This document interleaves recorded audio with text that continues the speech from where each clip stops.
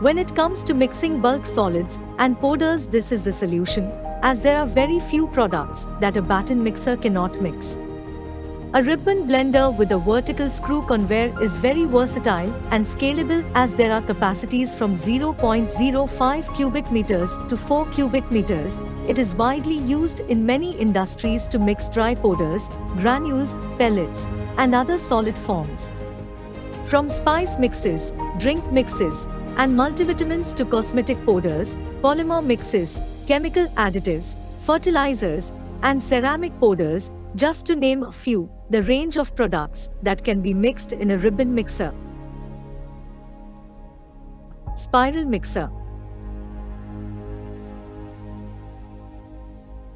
Screw mixer. When the ingredients are similar in size, shape, or density, mixing is quick and easy. Cycle time for a 0.5 cubic meter batch is typically 8 to 10 minutes. At 3 cubic meters, a mixing time of 20 to 25 minutes is fairly typical.